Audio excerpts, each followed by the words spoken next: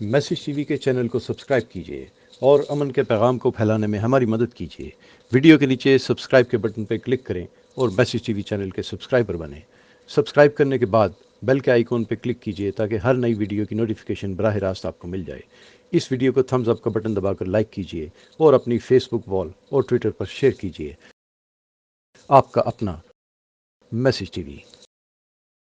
पता नहीं क्यों मेरे दिल में आती है कि आज मैं आप लोगों को अपनी कारगुजारी सुनाऊं कि अल्लाह ने मौसीकी से इस तरफ लाने का जो मेरा इंतज़ाम किया वो कैसे किया। आए आज आपको मैं ये सुनाता हूँ। आप यकीन करेंगे कि यही दिन थे, बिल्कुल जुलाई की शदीद गर्मियाँ थीं। पंजाब में तो जुलाई में थोड़ा मौसम थोड़ा सा कदरे बेहतर हो जाता है। कराची में जुलाई में हब्स बढ़ जाता है और बहुत बढ़ जाता है। तो यही जुलाई के दिन थे, मैं गाड़ी में बैठा हुआ, शीशा उसका चढ़ा हुआ था और मैं जा रहा था। तो मैंने अपने बाएं तरफ से एक जमात को गुजरते हुए देखा। मुझे कुछ इस तरह पता था कि ये कुछ ऐसी कुछ एक जमात है जो लोगों को मस्जिद की तरफ ले जाती है और वो तंग वंग करती है, लोगों को घरों से निकाल लेती है, तो लोग इस जमात से भागते फिरते हैं। कुछ ऐसा सुना था मैंने, कोई एक ऐसी जमात है। तो मेरे दिल में ये ख्याल आया कि देखो तुम तो आराम से घर में बैठे हुए हो, गाड़ी में बैठे हुए हो, और ये देखो ये बेचारे लोगों को नमाज की तरफ, अल्लाह की तरफ बुला रहे हैं और उनके कपड़े बिल्कुल भीगे हुए थे पसीने से, और तुम इनके बारे में गलत सोच रहे हो। ऐसा ना हो कि आगे जाके तुम्हारी गाड़ी वजे कहीं। तो अपनी गाड़ी को बचाने के चक्कर में मैंने वहाँ से यू टर्न मारा और यू टर्न मार के मैं वापस लाया, और वापस ला के मैंने गाड़ी को ये जमात के कुछ जो साथी थे उनके आगे रोक लिया। रोक के मैं गाड़ी से उतर के मैं जो जमात का जो सबसे आगे जो थे बुज़ुर्ग थे, मैं उनके पास गया और मैंने जाके उनसे ऐसे हाथ किया, हाथ मिलाकर मैंने कहा जी आप बड़ा अच्छा काम करें, मेरे लिए भी दुआ करें, ऐसे ही कह दिया मैंने। तो उन्होंने मेरा हाथ पकड़ लिया और मुझे कहने लगे मैं आपके लिए ज़रूर दुआ करूँगा। अब मुझे क्या पता कि गश्त पर निकला हुआ हो कोई और वो गश्त पे निकला हुआ आदमी दुआ करे, ये कैसे हो सकता है? अल्लाह कबूल ना करे। हो सकता है उस अल्लाह के वली ने मेरे लिए दुआ कर दी हो। अब आप लोग अल्लाह का निज़ाम देखें मेरी बहनों और मेरे भाइयों, बहुत अजीब बात है। उस जमात में एक जो लड़के थे उनमें से एक ने अपनी मस्जिद में जाकर बताया तुम्हें पता है आज हमें रोका किसने? तो उन्होंने कहा भाई किसने रोका? कहा वो उस सिंगर नहीं है जुनैद जमशेद, उसने आज, ये लोग मकामी गश्त कर रहे थे, उसने गश्त के दौरान हमें रोक लिया। उसने हमसे ऐसे कहा भाई हमारे लिए दुआ करना। और जिस मस्जिद में उसने ये बात कही, उस मस्जिद में एक नमाजी था जो तबलीग में लग चुका था। वो 16 साल पहले मेरे साथ स्कूल पढ़ता था। अल्लाह का निज़ाम देखें, 16 साल पहले मेरे साथ स्कूल में पढ़ता था, तबलीग में लग चुका था। उसने कहा किसने रोका तुम्हें? कहा वो नहीं है, वो सिंगर जुनैद जमशेद, उसने रोका हमें। इसने कहा अच्छा मैं ठीक है। अब मेरे इस दोस्त ने मुझे ढूंढना शुरू किया। हाँ बच्चों आप लोग आगे आ जाओ, इधर कालीन पर आ जाओ, इधर आ जाओ, इधर आ जाओ, आओ मेरे भाई आगे आ जाओ, इधर कालीन पर बैठ जाओ। मेरे लिए तो ये काफ़ी है, ये कालीन तुम्हारा ही है, बैठ जाओ इधर आके बैठ जाओ। लेकिन बात नहीं करनी और ये नहीं करना। आपने अंकल की बात सुननी है, ठीक है, ये नहीं करना, ये नहीं करो थोड़ी देर के लिए, क्योंकि अगर ये करते रहोगे फिर बेटा समझ ही नहीं आएगी हमने क्या बात की। ठीक है, 2 मिनट के लिए शैतानी हथकंडे से जान छुड़ा लो। हाँ अच्छा, तो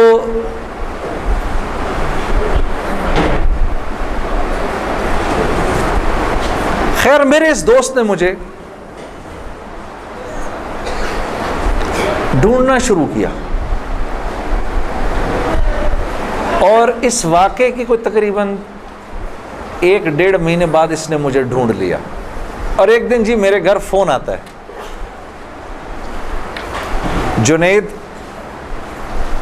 اب میں نے جب اس کا مجھے پہچانا، اس نے بولا جنید مجھے پہچانا. آپ یقین کریں گے میں 16 سال بعد اس کی آواز سن رہا تھا، میں پہچان گیا. میں نے کہا جنید بول رہے ہو؟ ہنسنے لگا. تو مجھے پہچان گیا؟ میں نے کہا میں بالکل پہچان گیا. تو اتنا تو شرارتی لڑکا تھا تو کلاس کے اندر. اور میں نے کہا کیونکہ ہم دونوں کے نام ایک تھے تو تیرے چکر میں بھی بدنام رہتا تھا. ہنسنے لگا. یار کمال ہے، تو نے مجھے پہچان لیا. میں نے کہا ہاں میں نے پہچان لیا. میں نے تیرے سے ملنا ہے. میں نے کہا کیوں؟ کہتا ہے بس ایسے ہی، وجہ کوئی نہیں ہے. میں نے کہا یار اچھا ہماری زندگی ایسی تھی، شوبز کی زندگی تھی ہماری، کہ ہمارا دل ملنے کو نہیں کرتا تھا کسی سے. یعنی ہم نے مینیجر رکھے ہوتے تھے جو ہمیں صرف لوگوں سے دور رکھتے تھے. ان کا کام تھا لوگوں سے بات کرنا، لوگوں سے ڈیل کرنا. ہم تک کوئی نہ پہنچے بس. یہاں تک کہ آپ حیران ہوں گے اگر میں آپ کو بتاؤں، یہ بڑی ایک افسوسناک بات ہے کہ ہمارے اپنے گھر والوں کا ہماری زندگی میں رول کم ہوتا تھا، ان مینیجرز کا رول زیادہ ہوتا تھا. آپ نے گھر کب جانا ہے، بچوں سے کب ملنا ہے، یہ تک ان مینیجروں کے ہاتھ میں ہوتا تھا. تو اب کوئی مجھے فون کرے کہ میں نے تم سے ملنا ہے، یہ تھوڑی کہ میں فوراً مل لوں گا اس سے. اب پتہ نہیں اللہ جانے اس نے کیوں ملنا ہے، میرا وقت ضائع کرے گا کیا ہے. تو میں نے جنید غنی سے کہا کہ یار بغیر وجہ کے کیوں ملنا ہے تم نے؟ بس ایسے ہی. میں نے کہا انشاءاللہ دیکھو پھر چلو اللہ نے کبھی موقع دیا تو ملیں گے. کڑک میں نے فون بند کر دیا. ہمیں تو عادت تھی فون بند کرنے کی. اگلے دن پھر فون آ گیا اس کا. میں نے بولا کیا کام ہے؟ کام کوئی نہیں، ملنا ہے. کیوں؟ یار کوئی وجہ نہیں، مل لیتے ہیں. میں نے کہا یار وقت نہیں ہے، فون پہ بات کر لو. نہیں فون پہ کام کوئی نہیں ہے. کڑک فون پر. ایک دفعہ ہوا، 2 دفعہ. اب اس کا میں ہیلو سنتا تھا، فون بند کر دیتا تھا. یہ سلسلہ 1-2 مہینے تک چلتا رہا. یہاں تک کہ جنید غنی کو میرے گھر کے نوکروں کے نام یاد ہو گئے، فون اٹھانے والوں کے نام یاد ہو گئے، سب کچھ یاد ہو گیا. اس کو سب پتہ ہوتا تھا میں کب پاکستان میں ہوں، کب نہیں ہوں، کب کہاں ہوں، سب. ایک دن اس کا فون آیا تو جب میں نے فون رکھنے لگا مجھ سے کہتے دیکھ میں تجھے اللہ کا واسطہ دیتا ہوں، میری 1 منٹ کی بات سن لے. میں نے بولا بولو. میں ابھی عمرہ کر کے آیا ہوں تو میں مدینے اور مکے کی کھجوریں اور زمزم اور یہ کچھ چیزیں لے کر آیا ہوں، یہ لے لے میرے سے، پھر اس کے بعد میں چلا جاؤں گا. کتنی دیر کے لیے آؤ گے تم؟ 5 منٹ کے لیے. میں نے کہا ہاں 5 منٹ. جنید غنی یاد رکھنا 5 منٹ. 5 منٹ. دوپہر کو مجھے یاد ہے 3:30 بجے ابھی تک پلاننگ ہوئی. جنید غنی صاحب آئے. اب میں نے جب جنید غنی کو دیکھا تو میرا تو دماغ ہی چکرا گیا. کیا دیکھتا ہوں، سفید لباس جیسے مولوی صاحب نے پہنا ہوا ہے، سر پہ پگڑی، اتنی بڑی داڑھی، اوپر واسکٹ پہنی ہوئی اس نے، پائنچے اس کے اوپر. میں نے کہا جنید غنی یہ تجھے کیا ہو گیا؟ کہتا ہے مجھے کیا ہو گیا؟ میں کیا کہوں تجھے کیا ہو گیا؟ میں نے کہا یہ تیرا حال، تیرے جیسا شیطان یہ اتنا بڑا بزرگ بنا ہوا، آؤ بیٹھو میرے پاس. آیا میرے پاس بیٹھا. اس نے مجھے کھجوریں دیں، زمزم دی، جانماز دی، اور پورے 5 منٹ میں کہتا ہے میرے 5 منٹ پورے ہوئے، اب میں چلتا ہوں. میں نے کہا نہیں، اب بیٹھ جاؤ، بیٹھ جاؤ، مجھے بتاؤ یہ سب کیا ہے. پھر مجھے کہنے لگا چل چھوڑ اس کو یار، اسکول کی بات کرتے ہیں. میں نے کہا اسکول چھوڑو، مجھے بتاؤ یہ کیا ہے، یہ کنہوں نے تمہارا حال کیا؟ یہ مجھ سے کہنے لگا مل لو ان سے. میں نے کہا ہاں میں نے ان سے ملنا ہے، میں نے ان سے ملنا ہے. آپ سوچو کوئی آدمی تبلیغ والوں کے چنگل میں پھنس جائے، ہاں. تو مجھ سے کہتا ہے کل سے ہمارا اجتماع شروع ہو رہا ہے، میرے ساتھ اجتماع پر چلو. میں نے کہا میں چلوں گا. تو میں کل تمہیں پک کرنے آؤں گا، صبح کے وقت پک کرنے آؤں گا، آپ یقین کرو 5 منٹ کے لیے آیا تھا، 3.5 گھنٹے میں نے بٹھا کے رکھا اس کو اپنے پاس، میں اس سے باتیں سنتا رہا، جنید غنی کیا، پھر کیا ہوا، پھر کیا ہوا، پھر کیا ہوا، کیا ہوا، کیا ہوا۔ آخر میں نے کہا میں تمہارے ساتھ اجتماع پر چلوں گا۔ خیر جی میں تیار ہو گیا، میں نے اپنی نئی صاف ستھری جینز نکالی، اپنی میں نے ٹی شرٹ نکالی، لمبے لمبے میرے بال تھے، ہاں میں تیار ہو گیا جس طرح میرا خیال تھا بہترین طریقے کا تیار ہونے کا، میں ہو گیا تیار۔ اب جب میں وہاں پہنچا، اترا، میں نے جا کے اجتماع دیکھا تو میں نے دیکھا کہ ہر آدمی شلوار قمیض میں، ہر آدمی کے سر پہ ٹوپی۔ تو میں نے جنید غنی سے کہا جنید غنی سن، یہ مجھے کوئی مار وار تو نہیں دے گا ادھر ہے، کوئی میرا کوئی قتل وتل تو نہیں ہو جائے گا میرا؟ کہتا نہیں ہم لوگ مارنے والی پارٹی نہیں، ہم لوگ کھلانے والی پارٹی ہیں۔ میں نے کہا اچھا لے جاؤ مجھے اندر۔ پھر اب میں اندر جانا شروع ہوا اجتماع گاہ میں، تو میں نے دیکھا کہ لوگ ایک دم اکٹھے ہونا شروع ہو گئے، پیچھے سے مجھے آوازیں آئیں، ارے یار یہ تو جنید جمشید ہے یار، کو 2-4 آوازیں آئیں، ابھی یہ ادھر کیا کر رہا ہے؟ تو مجھے یہ بات بری بھی لگی ہلکی سی، کیا مطلب بھائی کہ تم بہت بڑے مسلمان ہو، میں نہیں آ سکتا کیا؟ خیر میں اندر گیا، اندر جا کر بیٹھا تو میں نے دیکھا ایک مجمع سب پہنچ گیا ملنے کے لیے، دیکھنے کے لیے جو بھی۔ جنید غنی نے مجھے بٹھایا، تم ادھر ہی بیٹھو یہیں پر، اور میں ابھی ایک صاحب کو لے کر آتا ہوں۔ خیر یہ مجھے بٹھا کر چلا گیا۔ اتنی دیر میں ایک نوجوان لڑکا، یہ جیسے بھائی لوگ بیٹھے ہیں اپنے، 18-19 سال کا، یہاں سے بیچ میں سے راستہ توڑ کے میرے پاس آ گیا۔ مجھے آ کر کہتا ہے جنید بھائی نماز پڑھتے ہیں آپ؟ تو میں اس کو ایسے دیکھنا شروع ہو گیا۔ اب میں نے کہا کیا جواب دوں میں اس کو، ہاں بولوں کہ نہیں بولوں، سچ بولوں کہ جھوٹ بولوں؟ میں دیکھتا رہا اس کو، دیکھتا رہا، لیکن اندر ہی اندر نا مجھے غصہ آنا شروع ہو گیا کہ اب یہاں یہ ہوگا، اگلا پوچھے گا آپ قرآن پڑھتے ہیں کہ نہیں پڑھتے ہیں، پھر اگلا پوچھے گا آپ روزے رکھتے ہیں نہیں رکھتے ہیں، آپ نے حج کر لیا، مطلب یہاں اب میری کیا اب یہاں پر کیریکٹر اسیسینیشن ہوگی؟ کیا میں ابھی یہاں پر کیریکٹر اسیسینیشن کروانے آیا ہوں، اپنی کردار کشی کروانے آیا ہوں میں یہاں پر؟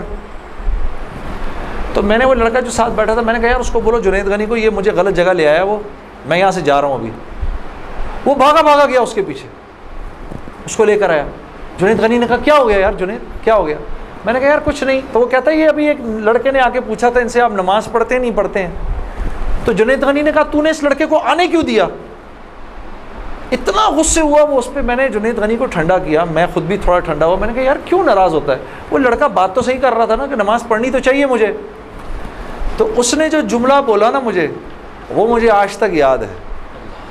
جنید غنی نے جو جملہ بولا، اس نے کہا جنید ہم کیوں نہیں پوچھتے کہ تم نے کیوں نہیں کیا، ہم تو ترغیب دیتے ہیں، اس کے بعد اللہ سے دعا کرتے ہیں کہ اللہ وہ نیکی کرنے کی توفیق دے۔ ہاں وہ آج بھی مجھے وہ بات یاد ہے۔ اللہ پاک یہ مجھے بھی عطا کرے کہ ہم کسی سے یہ نہ کہیں بھائی تم نے کیوں نہیں کیا یہ، بلکہ نیکی کی ترغیب دیں اور پھر اللہ سے رات کو دعا کریں اللہ میرے اس بھائی کو، میری اس بہن کو توفیق دے وہ اس نیکی کو کر سکے۔ پھر میں نے کہا جنید غنی کو چل چھوڑ یار، میں ادھر ہی بیٹھا ہوں، میں کہیں نہیں جا رہا۔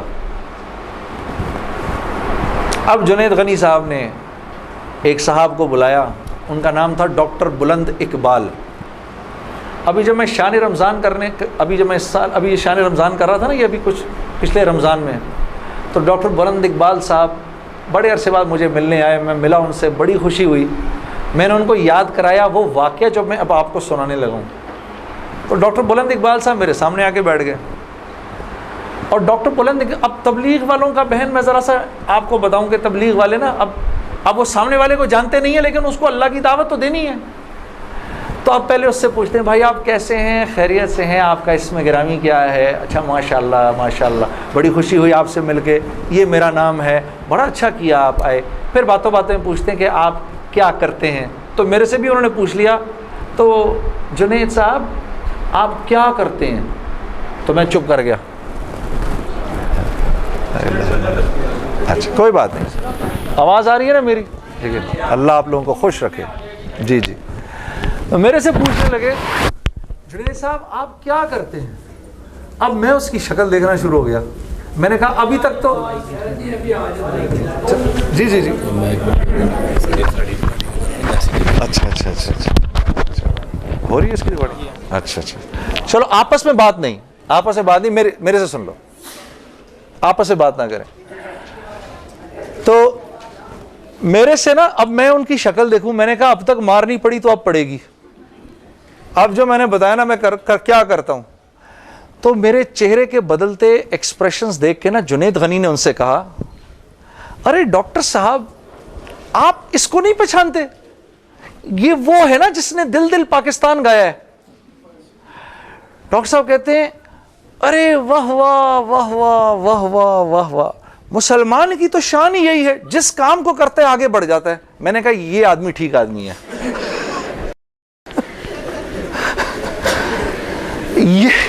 یہ بالکل ٹھیک آدمی ہے, اس سے کرو دوستی. تو بعد میں میں نے ڈاکٹر صاحب سے کہا ڈاکٹر صاحب یہ جواب آپ کہاں سے لائے اتنا خوبصورت سا؟ تو مجھے کہنے لگے یار میں نہ تجھے جانتا نہ مجھے یہ پتا دل دل پاکستان کیا. تو جب اس نے بولا نا کہ اس نے دل دل پاکستان گایا تو میں نے کہا واہ واہ واہ واہ, اور میں دل میں دعا کروں یا اللہ جلدی سے صحیح جواب میرے ذہن میں ڈال, جلدی سے صحیح بات ڈال میرے ذہن میں. تو میں نے فٹ کہہ دیا, اور یہ بات میرے دوستو ہے بھی سچ کہ مسلمان کی شان یہ ہے, مسلمان جس کام کو کرتا ہے نا مسلمان اس کام میں آگے بڑھ جاتا ہے. ساری دنیا میں جن کاموں کو آپ برا کام سمجھتے ہیں نا کہ یہ برے کام ہیں, ان برے کاموں کو بھی اگر کبھی کسی مسلمان نے کیا نا تو یقین کرو غیروں سے بھی زیادہ کیا.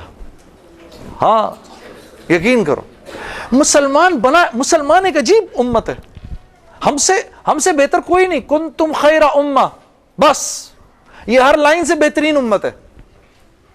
جس کو اللہ ہی کہہ دے تم بہترین ہو تو پھر ہمیں دوسروں سے پوچھنے کی کیا ضرورت ہے کہ ہم اچھے ہیں کہ برے ہیں. ہاں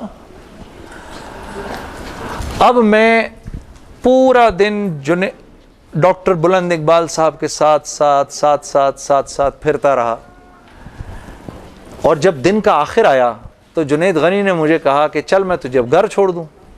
میں نے کہا گھر تو مجھے چھوڑ دو, لیکن یہ بسترے کیا ہیں, یہ جو بسترے لگے ہوئے ہیں؟ کہا یہ رات کو لوگ یہاں سوئیں گے. میں نے کہا اور یہ جو بزرگ حضرات ہیں یہ بھی ادھر ہی سوئیں گے. میں نے کہا یار میں تو ان سے زیادہ فٹ آدمی ہوں, اگر یہ بوڑھے لوگ ادھر سو سکتے ہیں تو میں بھی سو سکتا ہوں. تو اس نے کہا یار نور اللہ نور, تیرے لیے بھی بسترا لگا دیتے ہیں.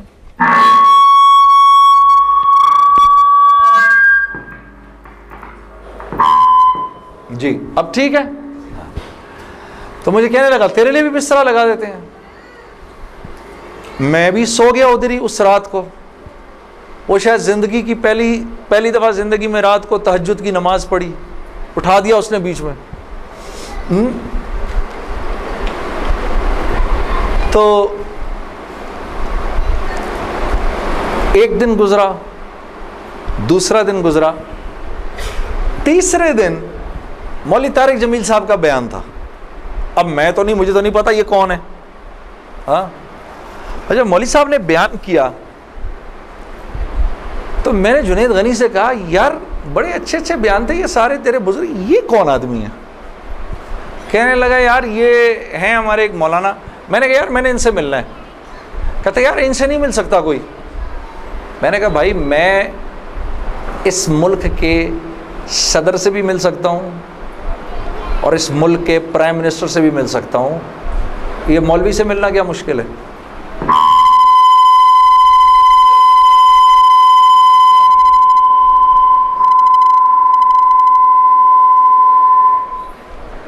اب ٹھیک ہے, ٹھیک بہترین. تھوڑا سا اس کا گین تھوڑا کم کر دو. ٹھیک ہے. ان میں سے زیادہ تر لوگوں کو نہیں پتا کہ اس مائک سے میرا تعلق جو ہے وہ ان ساروں کی عمروں سے بھی پرانا ہے. اچھا اب ٹھیک ہے. آپ لوگوں کو پیچھے آواز آ رہی ہے؟ بس بس. تو خیر میں نے اس کو کہا مجھے ملنا ہے، ہر صورت میں ملنا ہے. کہنے لگا کہ یار کس طرح کریں گے، چل میں تجھے لے کے چلتا ہوں. خیر جی ہم پورے مجمع میں سے نکلے دونوں، کرتے وہ پیچھے حضرات کے ٹینٹس لگے ہوئے تھے. کرنگی میں ہوا تھا یہ کراچی کا اجتماع. میں اور یہ بات کر رہا ہوں 1997 سپٹمبر 1997 3 سپٹمبر مجھے ابھی تک یاد ہے، میری سالگرہ تھی 3 سپٹمبر 1997. عمر بھی بتا دوں میری کیا ہو گئی تھی، معلوم ہے سب؟ آپ کو سب کو پتہ چلے گا 50 سال کا تو ہو ہی گیا ہوں نا میں. ہاں اب کیا ڈرنا، جو 50 سال کا بندہ ہو جائے وہ کیا عمر چھپایا اپنے. خیر تو میں جب ادھر پہنچا تو وہاں پر ایک لڑکا ایسے ڈنڈا لے کر کھڑا ہوا مولوی صاحب کے کمرے کے باہر. تو مجھے دیکھ کر وہ مسکرانے لگا، جنید بھائی آپ ادھر کیا کر رہے ہیں؟ اب مجھے 3 دن تو گزر گئے تھے. میں نے کہا کیوں بھائی، میں کیوں نہیں آ سکتا ادھر، تو بڑا مسلمان ہے میرے سے. ہنسنے لگا، نہیں وہ میں نہیں کہہ رہا، میں آپ کو دیکھ کے تھوڑا حیران ہو گیا، کیا کام ہے؟ میں آپ کا بڑا فین ہوں. میں نے کہا اچھا. تو میں نے کہا کہ مجھے یہ جو تھے نا مولانا طارق جمیل، ان سے ملنا ہے. کہ یار جنید بھائی ان سے تو ملنے کی کسی کو اجازت نہیں ہے. میں نے کہا تم جا کر بتاؤ تو صحیح کہ میں نے ملنا ہے. اچھا میں کچھ کرتا ہوں. خیر وہ اندر گیا، اس نے اندر جا کر کہا کہ آپ آئیں اندر. تو میرا دوست جنید غنی مجھے لے گیا. آپ یقین کرو میں نے مولوی طارق جمیل صاحب کو زندگی میں کبھی اکیلے بیٹھے نہیں دیکھا. وہ اللہ نے شاید اس دن ملوانا تھا یا بات کروانی تھی. اکیلے بیٹھے ہوئے تھے خیمے میں اپنے. جنید غنی نے جا کر اندر کہا مولانا میرا ایک دوست ہے جنید جمشید، وہ آپ سے ملنا چاہتا ہے. مولانا نے کہا کون؟ جنید جمشید؟ میں باہر کھڑا حیران ہو گیا، ان کو کیسے پتا میں کون ہوں؟ اندر بھیجو اس کو، اندر بھیجو. مجھے بلایا اندر اور جنید غنی کو کہا تم باہر جاؤ، تم باہر انتظار کرو. وہ باہر چلا گیا. یہ نوجوان جیسے بیٹھا ہے ایسے جا کے میں مولوی صاحب کے سامنے بیٹھ گیا اور مجھے ایسے تیز نظروں سے انہوں نے دیکھنا شروع کر دیا. میں نے کہا آپ مجھے ایسے کیوں دیکھ رہے ہیں؟ کہتے ہیں میں تجھے نہیں دیکھ رہا، میں تو اللہ کی شان دیکھ رہا ہوں. میں نے کہا جی کیا مطلب؟ کہا تیرے بڑے بڑے بورڈ لگے ہیں فیصل آباد کے اندر، بڑے بڑے بورڈ لگے ہیں. میں اکثر ان بورڈز کو دیکھ کر کہتا تھا، مجھے بعد میں مولانا نے بتایا، میں ان کو بورڈز کو دیکھ کر کہتا تھا ہر ایک کو ہدایت مل سکتی ہے، اس کو نہیں مل سکتی. ہاں آج میں جب ادھر ایئرپورٹ آ رہا تھا تو ایئرپورٹ پہ تیرا بڑا سا بورڈ لگا ہوا تھا. ایسے ہی میرے دل میں آئی یا اللہ کیا یہ نہیں ہو سکتا کہ اس سے میری ملاقات ہو جائے، اور تو میرے سامنے بیٹھا ہے، میں اللہ کی شان دیکھ رہا ہوں. تو میں نے کہا اچھا.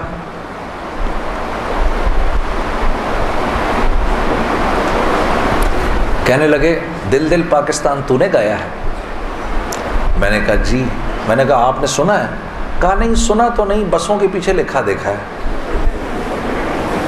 میں نے کہا چلو یہ کسی یوں پہنچا نہ پہنچا، آئے تو صحیح برسر الزام ہی آئے. ہاں ہوٹوں پہ کبھی ان کے میرا نام ہی آئے تو صحیح برسر الزام ہی آئے. میں نے کہا چلو یوں نہیں تو یوں سے، تعارف یوں نہیں ہوا تو یوں ہو گیا، بسوں کے پیچھے تو لکھا دیکھ لیا. کوئی نہیں. ادھر سنو، اور یہ ہمارے ملک کی سوغات ہے، اس پہ گھبرانا نہیں چاہیے یار. یہ ایسے ہو جاتے ہیں ہائے یہ کیا، ارے یار کیا ہو گیا، بجلی چلی گئی نا، آ گئی. یہ تو ہمارے ملک کی سوغات ہے، اس پہ گھبرانا نہیں چاہیے. ہاں اس پہ اس لیے نہیں گھبراؤ، آپ نہیں گھبراؤ گے نا تو غیر بھی نہیں گھبرائیں گے.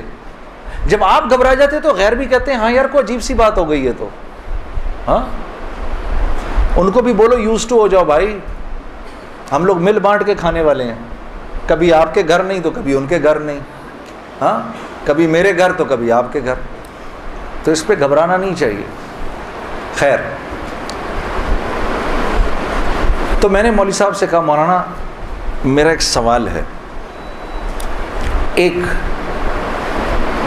پاکستانی نوجوان میری عمر کا جس نام شہرت کا تصور بھی نہیں کر سکتا، وہ سب کا سب میرے پاس موجود ہے، لیکن میں اندر سے خالی ہوں۔ لوگ اس بات کو نہیں جانتے، لوگ سمجھتے ہیں کہ میں بہت خوش ہوں،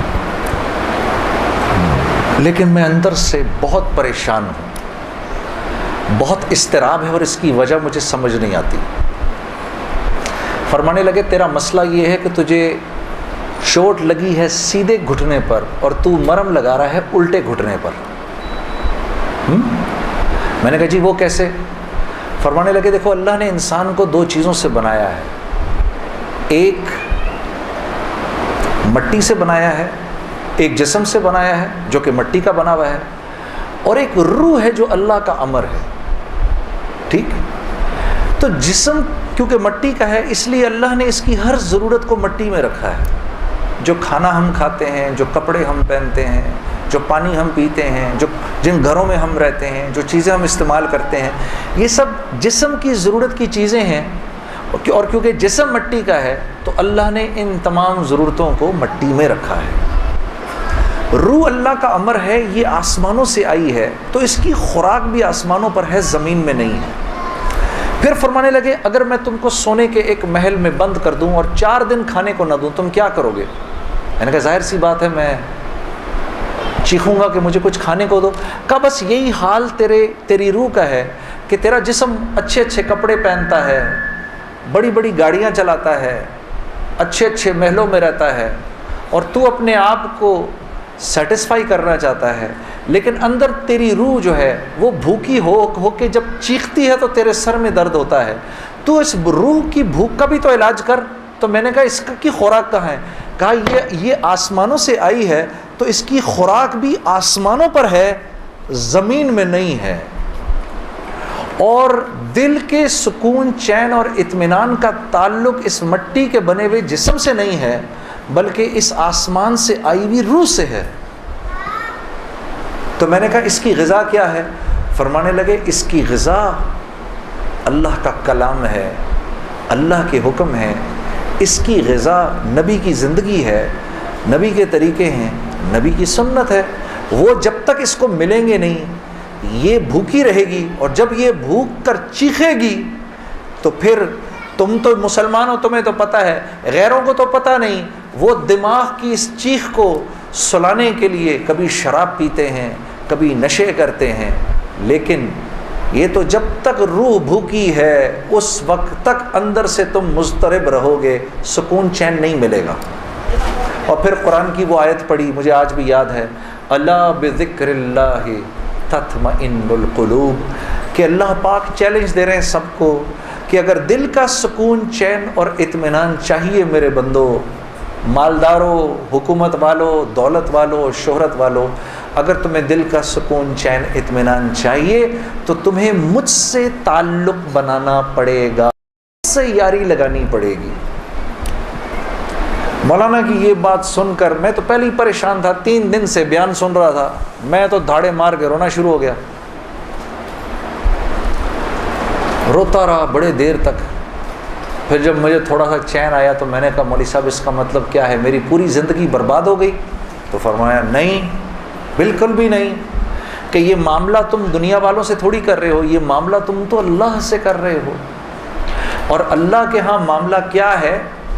اللہ کے ہاں معاملہ کیا ہے کہ ابھی انسان اللہ رب العزت سے معافی مانگنے کا ارادہ ہی کر رہا ہوتا ہے، دل میں ابھی خیال ہی آ رہا ہوتا ہے کہ اللہ رب العزت اگلے پچھلے معاف کر دیتے ہیں سارے۔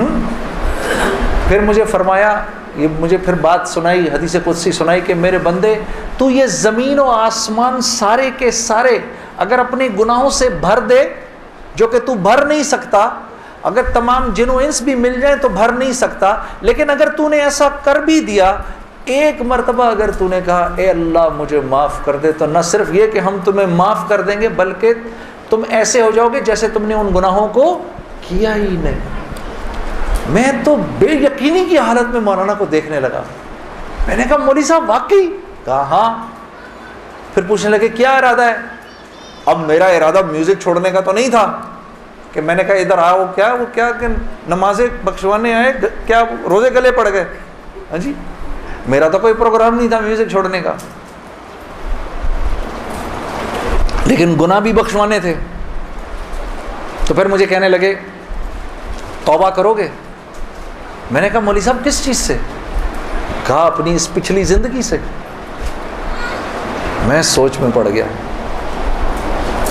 اچھا, میں نے کہا جی میں توبہ کرتا ہوں. میں نے توبہ کی, یا اللہ میوزک چھوڑنے کا تو میرا کوئی موڈ نہیں, یہ مولوی بھی اللہ جانے کیا کہہ رہے ہیں, لیکن اگر تجھے اس سے کوئی میرے لیے بہتر زندگی نظر آتی ہے تو تو مجھے اس زندگی پہ لگا دے کہ واقعی میں چاہتا ہوں کہ تجھے راضی کر سکوں, تجھے خوش کر سکوں.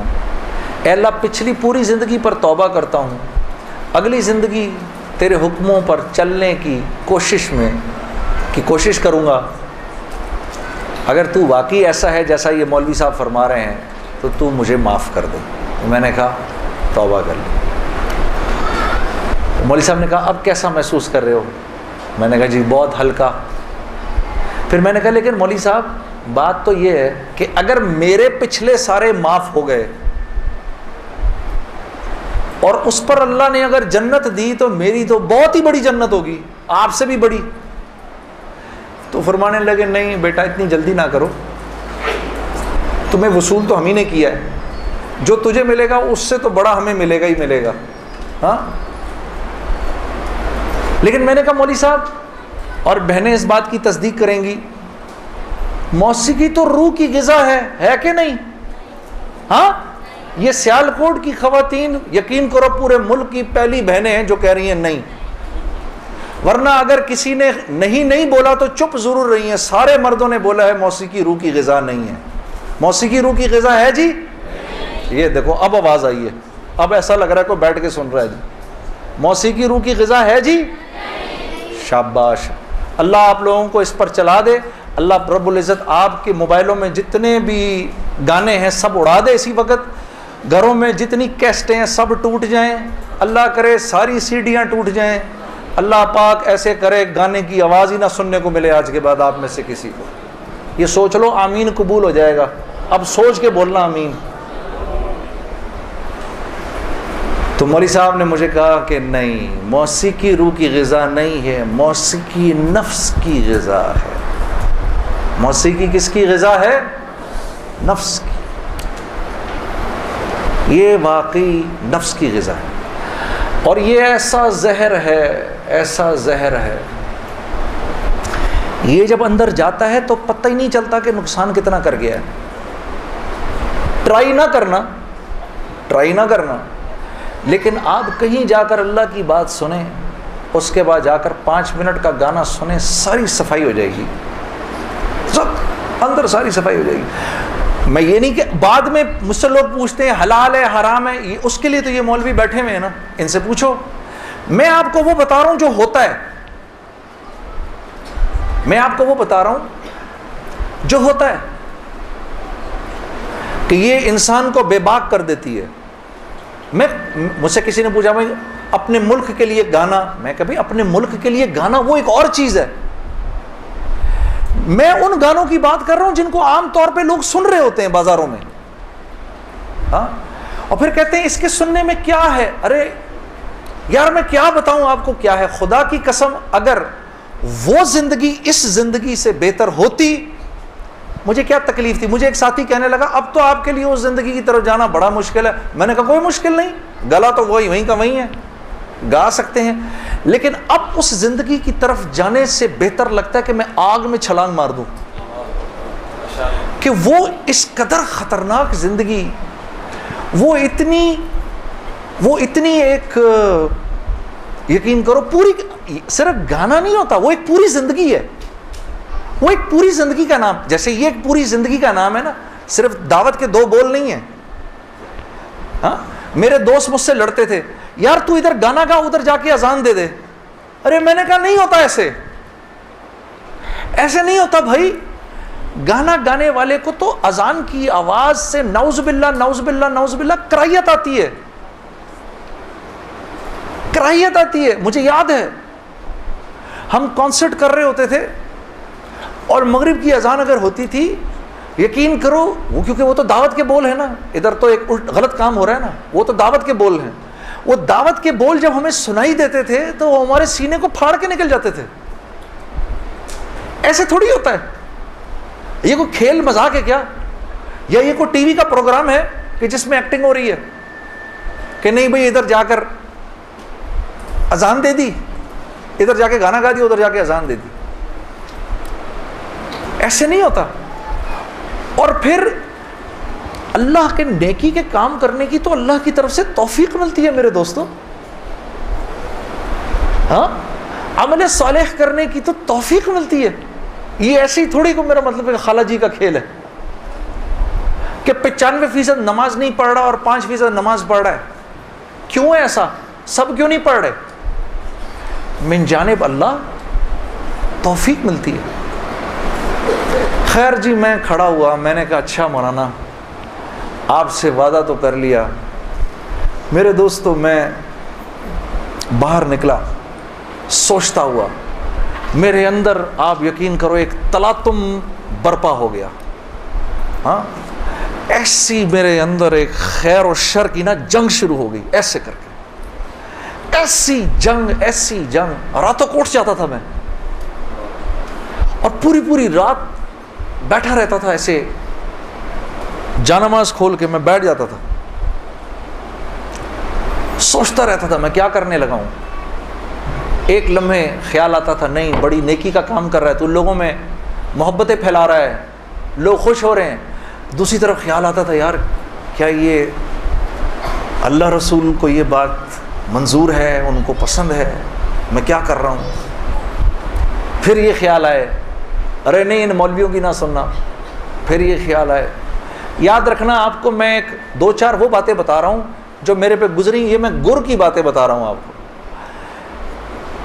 جب شیطان اپنا چکر چلائے گا نا 2 باتیں کرنے کو کہے گا، یاد رکھنا. پہلی بات، یار یہ تبلیغ والوں سے اب ملنا مت، مولانا سے بات نہ کرنا، ملنا مت. دوسری، مسجد میں نہ جانا. 2 کام نہ کرنا کبھی، ایک تبلیغ والوں سے ملنا مت، ایک مسجد میں نہ جانا. اور بہنوں یہی تمہارے ساتھ ہوگا. وہ جو ہے نا وہ اپنا تبلیغی ساتھی، اس کی بیوی، اب اس کو فون نہ کرنا آئندہ، ٹھیک ہے؟ اس کے گھر نہ جانا، اب تعلیم میں نہ جانا، کیونکہ اس کو پتا ہے یہ وہاں گئی اور عورت کا دل تو مرد سے 10 گنا زیادہ جلدی اللہ کی بات کو لے لیتا ہے. ہاں، فوراً. میں واپس آ کے بیوی کو کارگزاری سناتا تھا تو میں اس کی حالت بدلی ہوئی دیکھتا تھا، حالانکہ وہ نہ مسجد آئی نہ اس نے وہ اعمال ہوتے دیکھے. اس لیے میں آپ کو بتا رہا ہوں بھائی، جب آپ نکلا کرو گھر واپس آ کر بیوی کو سب بتایا کرو ہم نے کیا کیا. وہ جذبات بنتے ہیں گھر والی کے، اور جب گھر والی کے جذبات بنتے ہیں تو پھر بچوں کی صحیح تربیت شروع ہوتی ہے. دین ان کی زندگی میں آیا تو گھر کے اندر آ گیا. جب تک آپ کی زندگی میں ہے گھر سے باہر ہے. گھر والی کی زندگی میں آ گیا، گھر کے اندر آ گیا. تو میں آہستہ آہستہ آہستہ آہستہ آہستہ آہستہ جو بھی 3 دن میں سنتا تھا آ کر گھر والی کو، عائشہ کو بتاتا تھا، عائشہ آج یہ سنا، آج یہ سنا، آج یہ سنا. کرتے کرتے آہستہ آہستہ پھر میں نے اپنی ماں کو بتانا شروع کیا، مرحومہ کو. اللہ کی شان، میں آج بھی اللہ کا شکر کرتا ہوں، مجھے موقع محل نہیں تو میں آپ کو کبھی بتاؤں جب میری ماں کا انتقال ہوا تو کیسے ہوا. میرے دل کی دعا ہے اللہ ہر عورت کو دنیا سے ایسے لے کے جائے جیسے ہماری والدہ گئیں. تو وہ میں اپنی ماں کو بتاتا تھا، میری ماں بھی ایک دم، اس نے بھی جلدی جلدی لینا شروع کر دیا. کرتے کرتے میری ماں، ہم سب گھر کی خواتین میں سب سے پہلے میری والدہ پردے میں آ گئیں فوراً. اور مولوی صاحب کہہ رہے ہیں ان کے انتقال کا بتائیں، میں ضرور بتاؤں گا آپ کو، مختصراً بتاتا ہوں. میری ساؤتھ افریقہ کی تشکیل تھی، پیچھے والدہ کی طبیعت بہت خراب ہو گئی. مجھے بھائی نے بولا جنید بھائی آ جائیں واپس کیونکہ امی جا رہی ہیں، امی نے اب نہیں رکنا. تو میں نے ساتھیوں سے کہا, انہوں نے کہا یار چلے جاؤ, کیا فرق پڑتا ہے, یہ پھر یاد کرو گے ساری زندگی. اب میں سوچتا رہا, اب میں نے امی کو فون کیا, میں نے کہا اماں آ جاؤں, کہا نہیں ہرگز نہیں آنا. تو میں نے کہا کیوں؟ تو کہنے لگی اگر میرا انتقال ہوا تو میں کتنی خوش قسمت ہوں کہ میں اللہ کو بتاؤں گی کہ جب میرا انتقال ہوا تو میرا بیٹا تیرے راستے میں تھا, تو تم مت آؤ, مجھے کچھ نہیں ہوگا, اور اگر ہو گیا تو اس کو اللہ کی مرضی سمجھ رہا, بس میرے لیے تم دعا کرنا. اللہ کی شان, امی کا انتقال نہیں ہوا اس میرے 40 دنوں بعد. میں واپس آیا تو بہت خوش ہوئی, گلے لگایا, کہا دیکھو میں نے کہا تھا اللہ نے مجھے زندہ رکھا جب تک کہ تم نہیں آتے واپس. پھر میری حضرات نے 10 دن کی اور تشکیل کر دی کینیڈا کی. تو میں نے کہا اماں پھر 10 دن کے لیے بھیج رہے ہیں, جاؤں نہیں جاؤں؟ نہیں چلے جاؤ, میں تو بالکل ٹھیک ہوں. میں نے کہا جی ٹھیک ہے.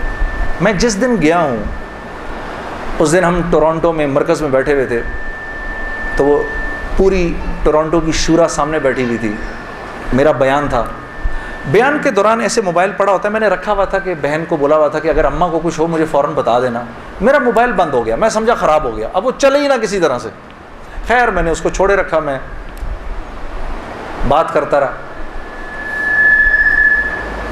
اس کو نہ چھیڑیں, پہ چھوڑ دیں اس کو. تو میں نے اس وقت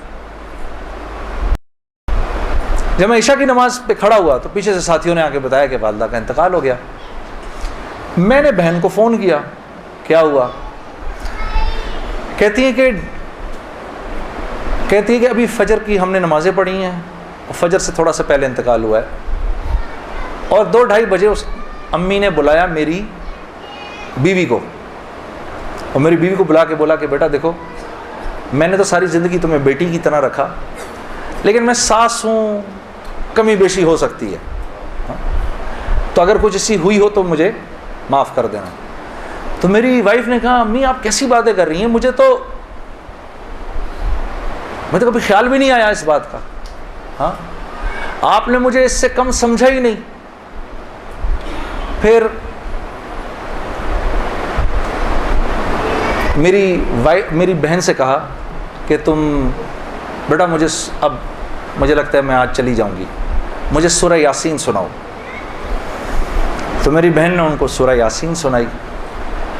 تو میری بہن کہتی ہے کہ آنکھیں بند کر کے لیٹ گئیں اور مجھ سے کہا کہ اب سورہ رحمان سناؤ. تو سورہ رحمان پڑھتے پڑھتے میری امی نے آنکھیں کھولیں, اور آنکھیں کھول کے میری بہن سے کہا کہ منیزہ یہ دیکھو یہ کس قدر ایک حسین عورت تمہارے ساتھ کھڑی ہوئی ہے, ذرا اپنے اس طرف دیکھو, کتنی حسین عورت کھڑی ہے تمہارے ساتھ, بیٹا یہ مجھے لینے آئی ہے. تو میری بہن کہتی ہیں کہ اماں یہاں تو کوئی نہیں کھڑا. نہیں, اس کے پیچھے دیکھو, اس کے پیچھے بھی کچھ لوگ کھڑے ہیں. تو میری بہن کہتی ہے کہ میں نے کہا اماں تو چلیں پھر کلمہ پڑھیں, پھر آپ کے جانے کا وقت ہے. کہا اپنے ابا کو بلاؤ جلدی سے. تو میرے ابا آئے اور میرے ابا کو کہا کہ دیکھیں میں نے ساری زندگی آپ کی عزت کا خیال رکھا, میرے لیے بس وہ نمبر 1 چیز تھی, اس میں اگر کوئی کمی بیشی ہوئی ہو تو مجھے معاف کر دیجیے گا. میں اب جا رہی ہوں. کلمہ پڑھا اور آنکھیں بند کر لی, بس اس طرح گئیں وہ. اللہ پاک ہر عورت کو ایسے جانے کی توفیق عطا فرمائے دنیا سے.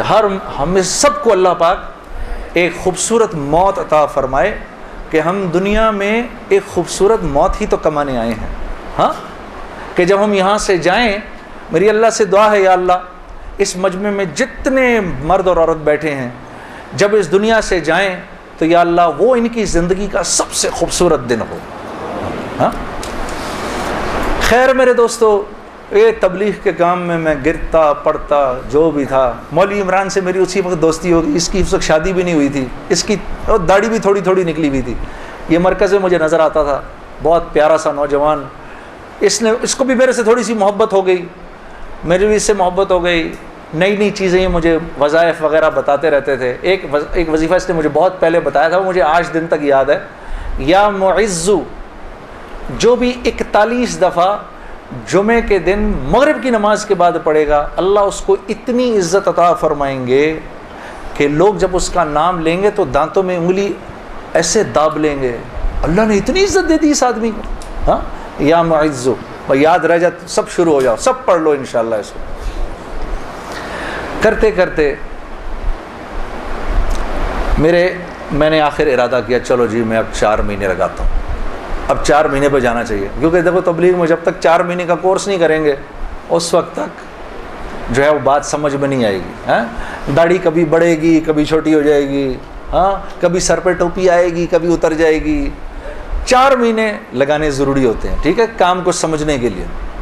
کیونکہ پہلے 40 دن جو ہے وہ دنیا کا جو ہے نا وہ رنگ اترتا ہے پہلے 40 دن میں، زنگ اترتا ہے پہلے.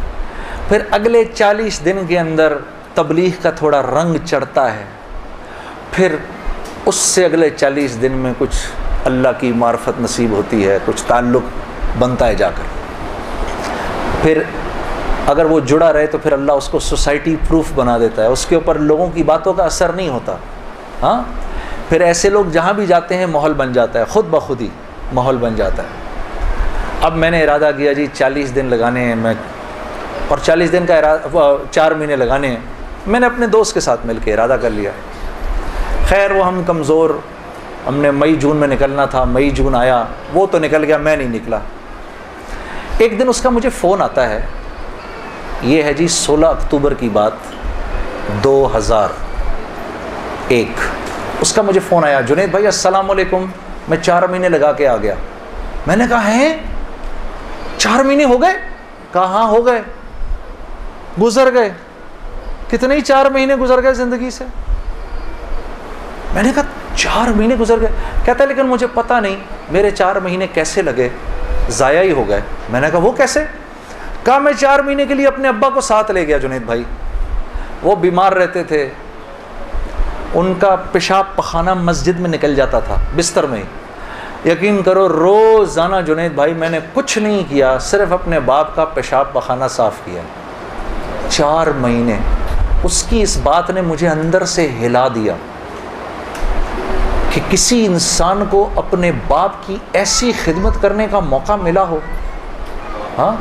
اور کہتا ہے پتہ نہیں میرے 4 مہینے تو کیا ہی لگے، میں تو سارا وقت باپ کی خدمت ہی کرتا رہا 4 مہینے. اور 4 مہینے کے بعد وہ آیا ہے اور اس کے باپ نے اس کو گلے لگا کے بولا بیٹا تیری وجہ سے میرے 4 مہینے لگ گئے. 2 دن بعد باپ کا انتقال ہو گیا. ہم خود جنازے میں تھے 2 دن. میں نے ارادہ کر لیا جی میں جا رہا ہوں 4 مہینے کے لیے.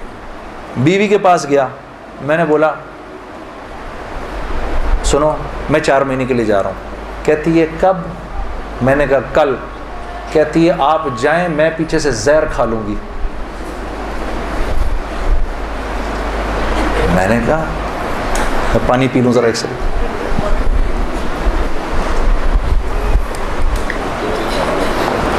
میں نے کہا یار اب میں سوچ رہا ہوں یار یہ چانس لیا جائے نہ لیا جائے، موقع تو بہت اچھا ہے.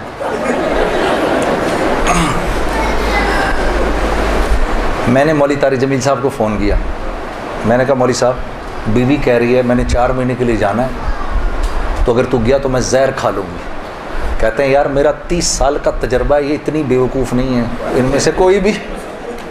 تو ایسے کر آج رات کو کھانے کے وقت نا ایک نوالا توڑ کے اس کے منہ میں ڈال دے. میں نے کہا مولوی صاحب یہ نہیں میری بیوی نوالا توڑ کے میرے منہ میں ڈالے، نہیں تو نوالا توڑ کے اس کے منہ میں ڈال. اب یار دیکھو میرے والد صاحب ہیں پٹھان، ماں ہندوستانی ہے، والد صاحب تو پٹھان ہیں. اب پٹھان اپنی بیوی کے منہ میں نوالا ڈالے. ویسے ہی ایک شرم آتی ہے اتنی، لیکن ہم ویسے ہی کہ شرم آ رہی ہے. میں کہا کس طرح کروں گا میں. اب ہم بیٹھے ہوئے میں کھانے پہ بیٹھے، مجھ سے کہہ رہی ہے آپ کھا کیوں نہیں رہے. میں نے کہا کھاتا ہوں. آخر میں نے دعا پڑھی جل تو جلال تو صاحب کمال تو آئی بلا کو ٹال تو، نوالا بنا کے بیوی کے منہ میں ڈال دیا. وہ ایسے جھیپ سی گئی. یہ کس نے سکھایا آپ کو؟ میں نے کہا مولوی طارق جمیل صاحب نے. مجھے تو پہلے ہی پتا تھا کہ یہ ہونا کچھ نہیں اس سے. کہتی ہے ویسے آپ کی پوری تبلیغ میں نا ایک وہی آدمی ٹھیک ہے. کام کیا ہے آپ کو؟ میں نے کہا یار مجھے جانے دے 4 مہینے کے لیے. پھر میری بیوی نے میرا بیگ بنایا 4 مہینے کے لیے. اور اس اللہ کی بندی کے لگے 4 مہینے, میرے تو نہیں لگے. میں تو دنیا بھر میں گھومتا رہا. اس نے میرا بیگ بنایا, اس نے میرے بچوں کو دیکھا. ہم اس وقت ایک ہی گھر میں رہتے تھے سارے. میرے ماں باپ کی خدمت اس نے کی, اس نے دیکھا ان کو. گھر کی بڑی تھی وہ, بڑی بھابھی تھی, باقیوں کو بھی اس نے دیکھا. پیسے میرے پاس نہیں تھے کیونکہ میں تو کاروبار ہی چھوڑ دیا تھا, پیسے بھی نہیں تھے. میں نے اس سے پوچھا بھی نہیں, عائشہ تو کیسے چلائے گی یہ سب کچھ؟ اللہ جانے اس نے کیسے چلایا. اللہ اس کو جزائے خیر دے, اللہ اسے خوش رکھے. اور میرے 4 ماہ لگ گئے, اس طرح لگے.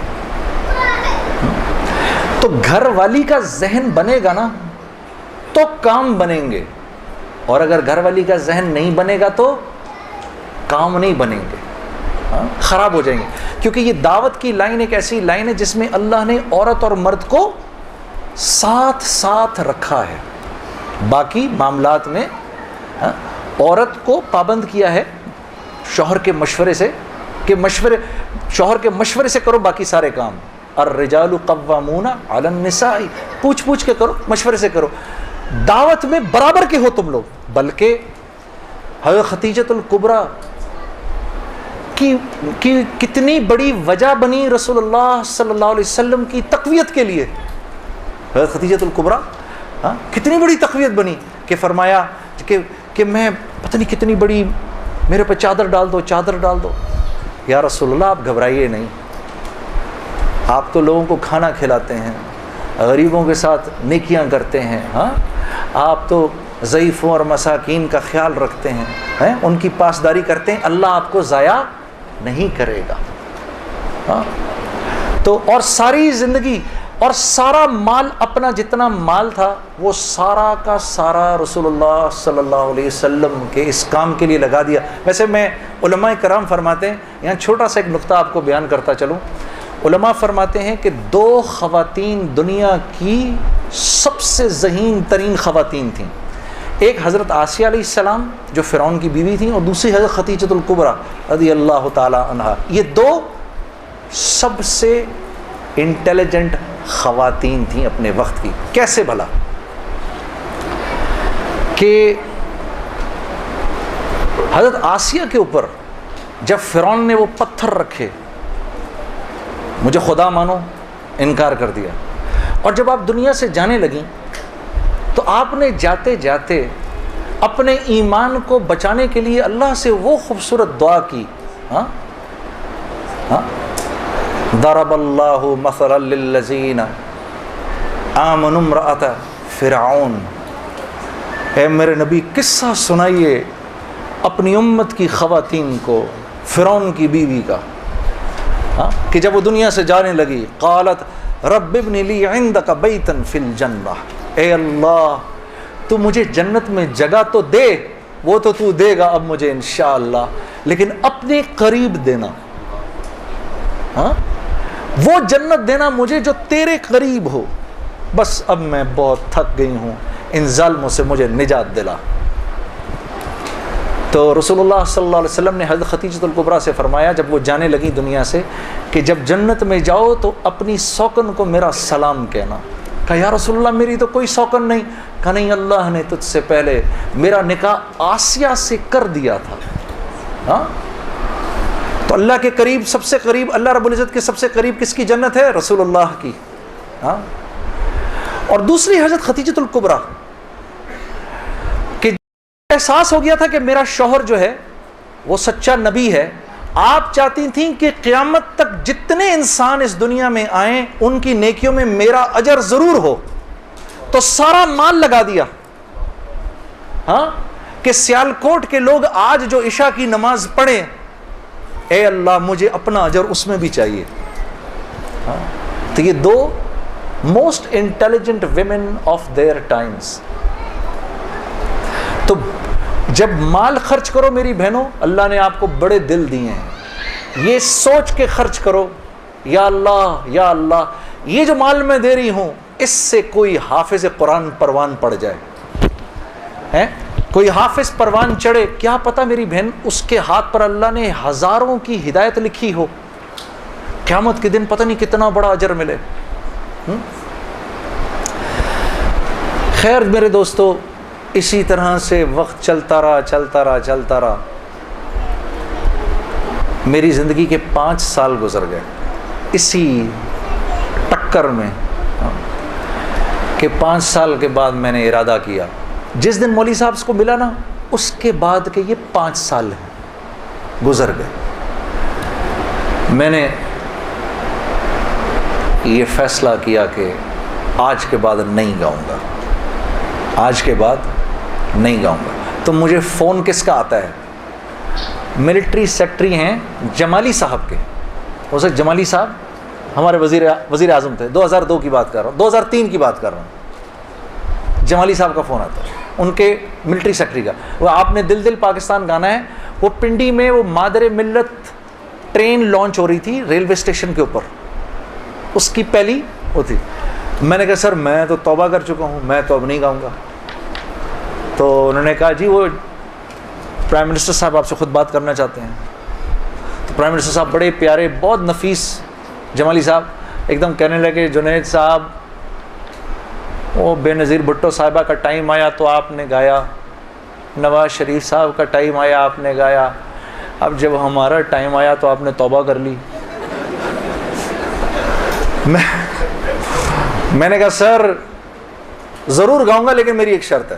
جی جی فرمائیے. میں نے کہا وہاں میں اعلان کروں گا کہ آج آخری بار گا رہا ہوں، آپ کو منظور ہے؟